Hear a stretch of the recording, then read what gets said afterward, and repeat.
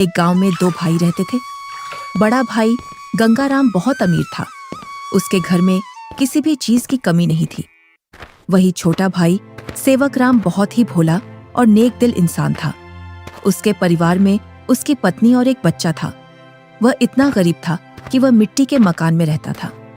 गंगाराम की पत्नी के 3 पुत्रियों के बाद पुत्र हुआ था, तो गंगाराम ने एक बड़ा प्रोग्राम रखा जिसमें उसने गांव के और बाहर के बड़े बड़े अमीर लोगों को बुलाया था।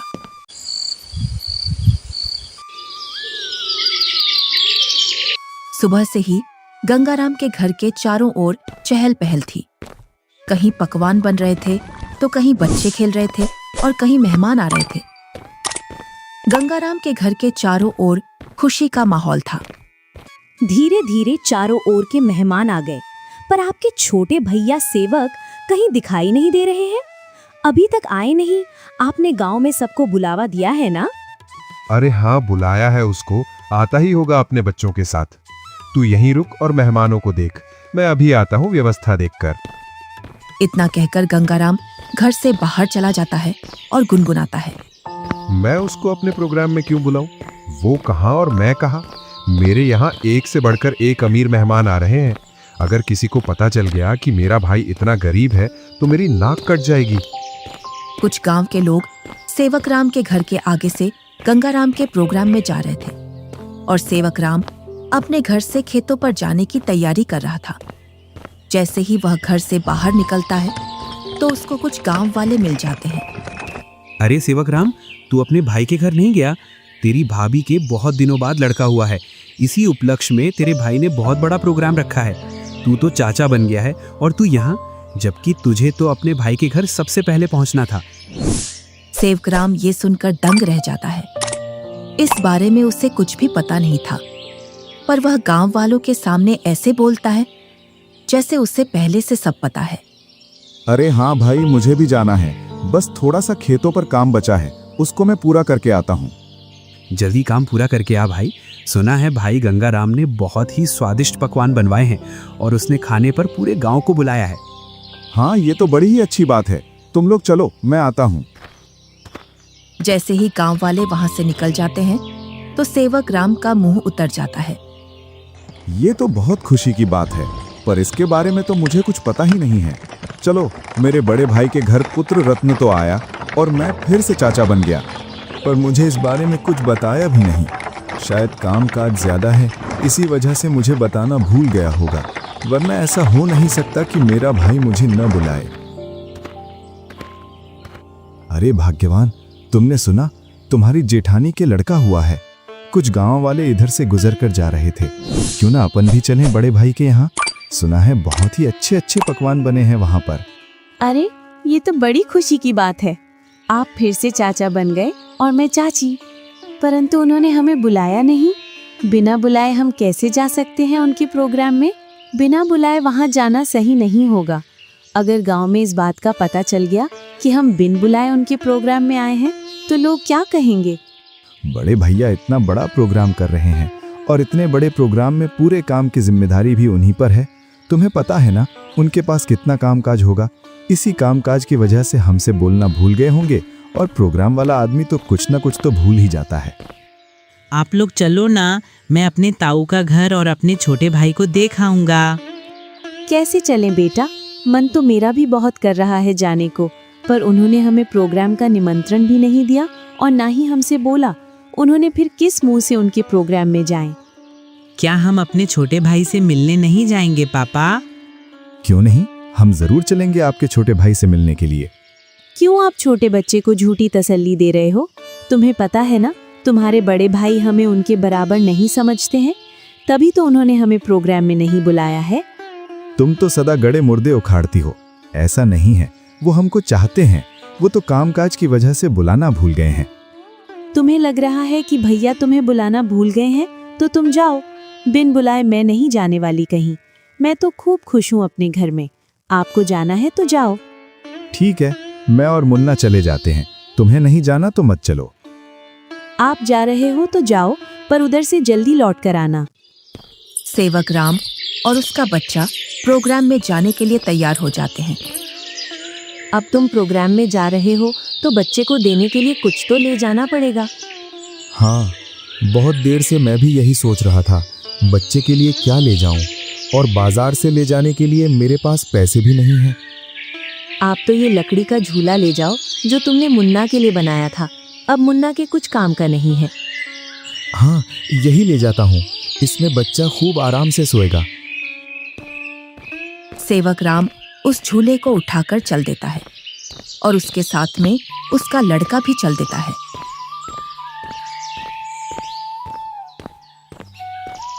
थोड़ी देर बाद दोनों प्रोग्राम में पहुंच जाते हैं। यहाँ तो खूब अमीर मेहमान आए हैं और बच्चे को देने के लिए शानदार और महंगी महंगी वस्तुएं लाए हैं। मेरा झूला तो इनके आगे कुछ भी नहीं है। सेवक राम मेहमानों पर महंगी महंगी वस्तुएं देखकर अपने झूले की ओर देखता है और मन ही मन में सोचता है, मैं क्यों इस झूले को यहाँ लाया? यहाँ तो एक से बढ़कर एक वस्तुएं हैं बच्चे के लिए। मैं भी क्या सोच रहा हूँ, भला हाथ की बनी चीज और बाजार की चीजों में अंतर होता है। बड़े भैया जरूर मेरे झूले को पसंद करेंगे क्योंकि मेरा झूला सबसे मजबूत है, क्योंकि इसे मैंने अपने हाथों से बनाया है। और सेवक राम निसंकोच होकर मेहमानों के बीच में घूमने लगता है। वह देखता है कि उसके बड़े भैया और भाभी मेहमानों का स्वागत कर रहे थे। तभी गंगाराम की पत्नी की निगाह सेवक राम पर जाती है। तब वह गंगाराम से बोलती है, अरे भैया और मुन्ना तो आ गए, पर देवरानी नहीं दिख रही है। कहाँ आ गए? मुझे तो कहीं दिखाई नहीं दे रहे। वो रहे मेहमानों के बीच में। इधर सेवक राम के पास कुछ मेहमान आ जाते हैं। उसकी वेशभूषा देखकर मेहमान सेवक राम से पूछते हैं, अरे तुम कौन हो और ये कैसी वेशभूषा पहनकर आए हो और ये लकड़ी का झूला लेकर आए हो इस जमाने में? चलो तुम अपना परिचय दो, तुम कौन हो और यहाँ क्या कर रहे हो? इतना सुनकर सेवक राम संकोच में पड़ जाता है और मन ही मन सोचता है, अगर मैं इन्हें ये बताऊं कि मैं गंगाराम का छोटा भाई हूं तो ये लोग क्या सोचेंगे? एक भाई इतना अमीर और एक भाई इतना गरीब कि वो प्रोग्राम में एक जोड़ी कपड़ा भी सही से पहनकर नहीं आ सकता है। इससे अच्छा तो मैं झूठ बोल दूं। मैं गंगाराम जी का मजदूर। अरे तुम इतना क्यों घबरा रहे हो? डरो मत, बेझिझक होकर बोलो। गंगाराम जी का मैं मजदूर मैं छोटा भाई हूं। वह बहुत कोशिश करता है झूठ बोलने की, लेकिन उसके मुंह से सच निकल जाता है। क्या बोल रहे हो? तुम्हें पता है ना तुम गंगाराम जी को अपना भाई बता रहे हो? तुम्हें पता है ना वो कहां और तुम कहां? अपने आप को देखो और उनका प्रोग्राम देखो। इतने में ही गंगाराम वहां आ जाता है और बोलता है, क्या बोल रहा है ये? ये तुम्हें अपना भाई बता रहा है कि तुम इसके भाई हो। मेरा भाई होता तो वो इस हालात में रहता। ये तो मेरा हारी है, हारी। इसको मैंने एक दिन प्यार से भाई क्या बोल दिया, मुझे अपना भाई बताने लगा। इतना सुनकर सेवक राम अपना सिर झुका लेता है। आप प्रोग्राम का आनंद लीजिए। चलो मैं और मेहमानों से मिलता हूँ। जी आप मिलिए, हम भी और परिचितों से मिल लेते हैं। चलो तुम यहाँ से बाहर चलो, मुझे तुमसे कुछ बात करनी है। दोनों भाई एकांत में चले जाते हैं। जब तुम्हें पता है मेरे यहाँ एक से बढ़कर एक मेहमान आए हैं, फिर भी तू प्रोग्राम में घुस आया मेरी नाक कटवाने के लिए। और ये क्या लेकर आया है मेरे लड़के के लिए? लकड़ी का झूला। इस झूले में सोएगा मेरा लड़का। मेरा लड़का तो मखमल के झूले में सोएगा। किसमें? मखमल के झूले में। जा यहाँ से, मुझे दिख मत जाना अब इस प्रोग्राम में। अगर कुछ खाना बचेगा तो मैं सुबह भिजवा दूंगा तेरे घर पर। और हाँ, साथ में अपने लड़के को भी ले जाना यहाँ से। मुन्ना की माँ ठीक बोल रही थी कि बिन बुलाए वहां मत जाओ। मेरी ही गलती है जो मैं बिन बुलाए यहाँ आ गया। सेवक राम अपने बच्चे को लेकर अपने घर की ओर चल देता है, बड़े ही उदास मन से। इतने में ही बच्चा बोलता है, पापा, हम छोटे भैया से भी तो नहीं मिले और आप इतनी जल्दी घर चल रहे हो। सेवक राम थोड़ी हिम्मत करके अपने लड़के से बोलता है, बेटा हम शाम को आएंगे। खेतों पर कुछ काम बाकी रह गया था, वो मुझे याद आ गया है। उसे करके मैं आ जाऊंगा। उसके बाद चलेंगे हम तेरे छोटे भाई से मिलने के लिए। दोनों घर पहुंच जाते हैं। मुन्ना घर से बाहर बच्चों के साथ खेलने के लिए चला जाता है। इधर सेवक राम अपनी पत्नी को पूरी घटना सुना देता है और उसकी आंखों से आंसू छलक जाते हैं। पता नहीं ईश्वर की कैसी लीला है, आज भाई ने भाई को पहचानने से मना कर दिया। आप रोइए मत, ईश्वर एक दिन सब ठीक कर देगा। ईश्वर को भाइयों के बीच में इतना फासला भी नहीं रखना चाहिए कि वे एक दूसरे से ही दूर हो जाएं। आप इतना दुख मत मनाइए, सब ठीक हो जाएगा। आप बस ईश्वर पर विश्वास रखिए। तीनों सो जाते हैं।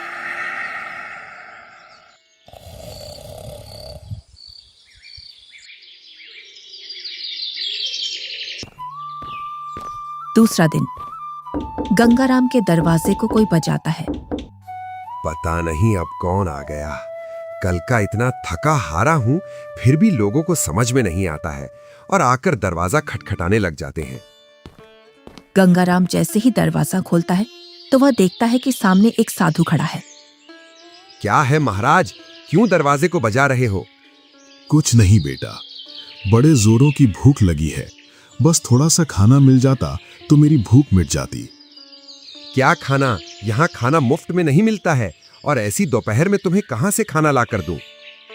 बेटा, घर में कुछ तो होगा, उसमें से ही कुछ खाने को दे दो जिससे मेरी भूख शांत हो जाए।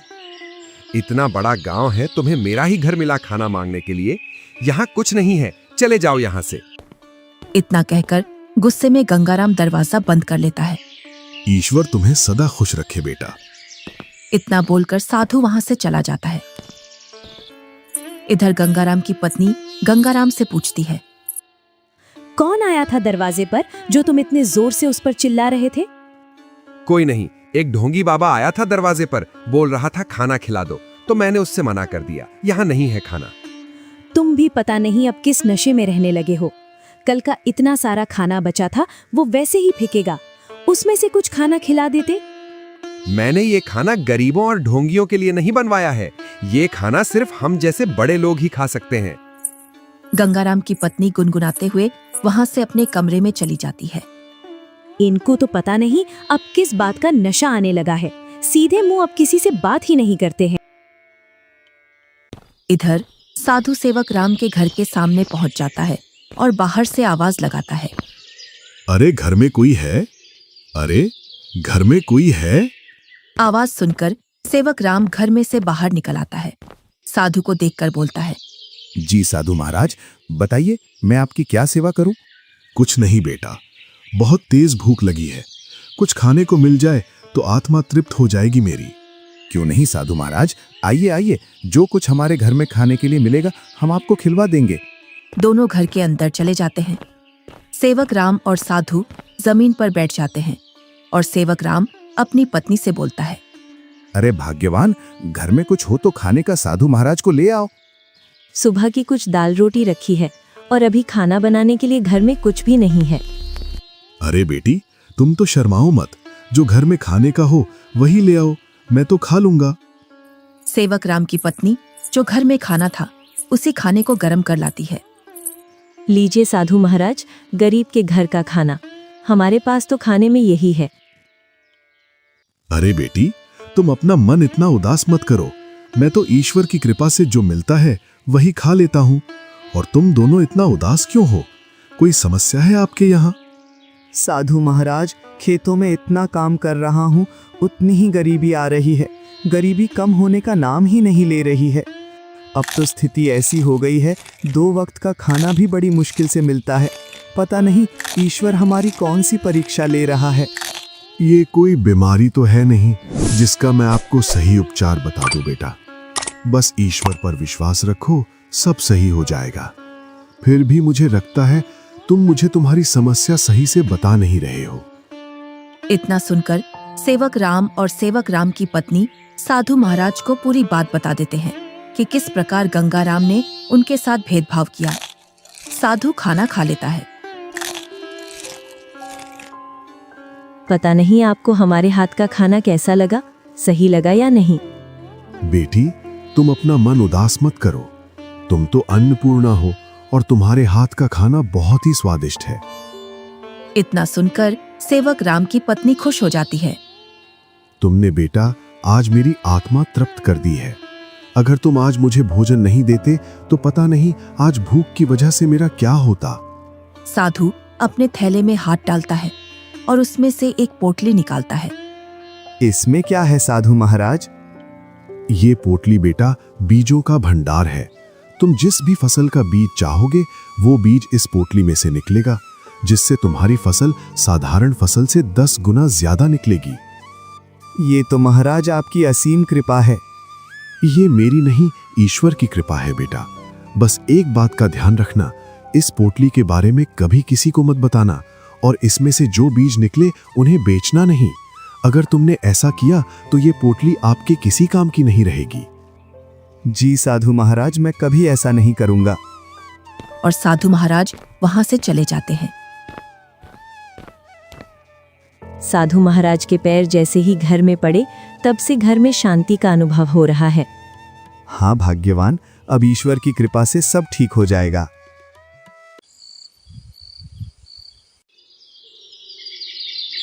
जैसे ही सेवक राम ने अपने खेतों में उन बीजों की बुआई की तो चारों ओर सेवक राम की फसल के ही चर्चे थे। इधर गंगा राम अपने धन के घमंड में जी रहा था, जिससे वह किसी से भी सीधे मुंह बात नहीं करता था।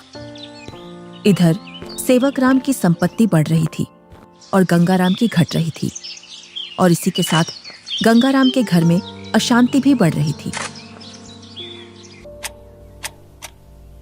कुछ ही दिनों में सेवक राम ने गांव में गंगा राम से भी बड़ा मकान बना लिया था, और सेवक राम अब अपने घर में खूब खुशी खुशी रह रहा था। पर एक दिन, मालिक, अब मैं आपके यहाँ काम नहीं करूंगा। अब मुझे दूसरे गांव में आपसे ज्यादा जमीन मिल रही है और इससे भी अच्छी उपजाऊ। क्या बोल रहे हो हरिया तुम? तुम्हें पता है मेरे पास कितनी जिम्मेदारियां हैं?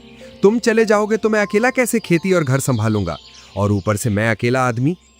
मुझे जहाँ मुनाफा मिलेगा मैं वहीं काम करूंगा मालिक। अगर मुझे इतनी ही मेहनत में मुझे वहां ज्यादा फसल मिलेगी तो मैं वहीं जाऊंगा। अरे हरिया, मैं भी तो तुम्हें खूब मुनाफा करवाता हूँ। बस तुम इस साल और रुक जाओ, मैं जब तक दूसरा हारी देख लूंगा। मालिक, 2 सालों से तुम मुझे बेवकूफ बना रहे हो। न तो तुम अनाज ज्यादा देते हो और न ही तुम दूसरा हारी रखते हो। मैं तो चला, तुम जानो और तुम्हारी खेती। अरे नहीं, ये तो चला गया। अब मैं क्या करूंगा? कई सालों से मैंने खेतों में काम भी नहीं किया है, जिससे अब मुझसे खेतों में काम भी नहीं होगा। क्यों ना मैं सेवक राम के यहाँ जाऊं? अब तक तो उसने उसकी सारी जमीन बेच दी होगी, क्योंकि हालात तो वैसे भी खराब चल रहे थे उसके। वो जरूर मेरे खेतों पर काम कर लेगा। गंगा राम सेवक राम से मिलने के लिए चल देता है।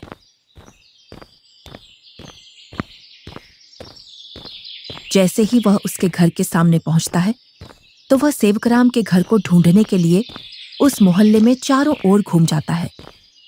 इधर ही थी उसकी झोपड़ी, पता नहीं किधर गई। बहुत देर से ढूंढ रहा हूं, मिल नहीं रही है। तभी वहां से एक गांव का व्यक्ति गुजर कर जा रहा था तो गंगाराम उस व्यक्ति से पूछता है, अरे भैया, सेवक राम की झोपड़ी थी यहाँ, वो कहाँ है? कितने दिनों बाद आ रहे हो भैया इधर? शादी के बाद अब आया हूँ इधर। इसीलिए तो तुम्हें वो झोपड़ी नहीं मिल रही है। अरे भैया, तुम जो सामने मकान देख रहे हो बहुमंजिला, यही घर है सेवक राम का। ये कैसे हो सकता है? 2 साल पहले तो ये गरीब हुआ करता था। हाँ भैया, 2 साल पहले गांव में सबसे गरीब व्यक्ति यही था। पता नहीं भैया, इसने खेतों में कौन सा खाद डाला है जिससे इसकी पैदावार सबसे ज्यादा निकलती है। घर बताने के लिए बहुत बहुत धन्यवाद। और गंगाराम उस घर के अंदर चला जाता है। जैसे ही सेवक राम अपने बड़े भैया को घर के अंदर देखता है तो वह बहुत खुश होता है। अरे मुन्ना की माँ, वो देखो हमारे घर में कौन आया है। बड़े भैया, आओ भैया बैठो। अरे, तुमने इतना शानदार घर कैसे बनाया? तुमने तो पूरा ही नक्शा बदल दिया। बहुत ही शानदार घर बनाया है। कहीं तुमने चोरी चपाटी करके तो ये घर नहीं बनाया? नहीं भैया, मैंने कोई चोरी नहीं की है। ये तो मैंने अपनी मेहनत से बनाया है। ऐसी मेहनत तो तू पहले भी करता था, पर पहले तो तूने ऐसा मकान बनाया ही नहीं। भैया, आपसे क्या छुपाना, जब आपका प्रोग्राम था उसके एक दिन बाद हमारे घर पर एक साधु आया था। उसको हमने पेट भर खाना खिलाया था। आज उनके आशीर्वाद की वजह से ये सब है हमारे पास। इतना सुनकर गंगाराम का सिर घूम जाता है और उसकी आंखों तले सब सीन आ जाता है कि किस प्रकार उसने उस साधु को भगाया था। वो साधु तो सबसे पहले मेरे घर आया था, इसका मतलब ये सारा धन मेरा हुआ। क्या बोल रहे हो भैया? ये तो मैंने अपनी मेहनत से खड़ा किया है, ना कि जादू से। ये सब तुझे साधु के आने बाद ही मिला है ना? तो इस गांव में सबसे पहले साधु मेरे घर आया था। अगर मैं उसे खाना खिला देता तो ये सारी संपत्ति मेरी होती। इसका मतलब तूने मेरे अधिकार की संपत्ति छीनी है। ये तुम मुझ पर गलत इल्जाम लगा रहे हो भैया। मैं उस साधु को ढूंढ कर लाता हूँ और साधु से तेरे सामने बुलवाता हूँ कि इस संपत्ति पर किसका हक है। और गुस्से में गंगाराम वहां से निकल जाता है। कई दिनों तक वह उस साधु को खोजता है। बड़ी मुश्किल से एक जंगल में तपस्या करते हुए वह साधु मिल जाता है। साधु महाराज प्रणाम। कौन हो बेटा जो तुम मेरी तपस्या में व्यवधान डाल रहे हो? मैं गंगाराम हूँ। आज से 2 वर्ष पूर्व तुम मेरे घर आए थे खाना खाने के लिए, जब तुम्हें जोरों की भूख लग रही थी। तुम तो वही हो ना जिसने खाना देने से मना कर दिया था? हाँ, पर उस संपत्ति पर पहला हक मेरा बनता है जो तुम मेरे भाई को देकर आए हो, क्योंकि तुम खाना मांगने सबसे पहले मेरे घर आए थे। कौन सी संपत्ति? मैंने तो उसे सिर्फ आशीर्वाद दिया था, क्योंकि उसने बड़े ही सम्मान के साथ खाना खिलाया था, और वो धन तो उसकी मेहनत और ईमानदारी का फल है। इतना सुनकर गंगाराम गुस्से में साधु से बोलता है, साधु, तुम मेरे साथ अन्याय कर रहे हो, क्योंकि उसकी संपत्ति पर पहला अधिकार मेरा है, क्योंकि तुम सबसे पहले मेरे द्वार पर आए थे। अगर तुम मुझे ये पहले ही बता देते कि मैं तुझे और भी अमीर बना दूंगा, तो मैं तुम्हें उससे भी अच्छा भोजन कराता। उसने क्या खिलाया होगा आपको? सूखी रोटी? गंगाराम साधु से बहुत वाद विवाद करता है और गुस्से में साधु से बोलता है, जिससे साधु को क्रोध आ जाता है। बालक, तुमने मेरी सब्र की सीमा खत्म कर दी है। तुम मेरे श्राप से अब बच नहीं सकते हो। इतना सुनकर गंगाराम के होश उड़ जाते हैं। इतने में ही सेवक राम और गंगाराम की पत्नी आ जाती है। क्षमा कीजिए साधु महाराज, क्षमा कीजिए। अरे बेटी, तुम क्यों माफी मांग रही हो? मेरे पति थोड़े उग्र हैं, उनको पता नहीं है किससे कैसे बात करना है। इतना सुनकर गंगाराम भी माफी मांग लेता है। गंगाराम, अभी तक तुम्हारा जो घर चल रहा था वो तुम्हारी पत्नी के निर्मल भाव की वजह से चल रहा था। अब तुम अपने लालच को छोड़ दो और दोनों भाई साथ साथ रहो, क्योंकि तुम्हारा छोटा भाई बहुत ही ईमानदार है। जी साधु महाराज। तुम्हें कैसे पता चला मैं यहाँ हूँ? आप जिस दिन साधु महाराज की खोज में निकले, उसी दिन भैया मेरे पास पहुँच गए थे और उन्होंने आपके बारे में मुझे सब बता दिया था। भाई हो तो तेरे जैसा, मेरे जैसा भाई किसी को भी नहीं मिले।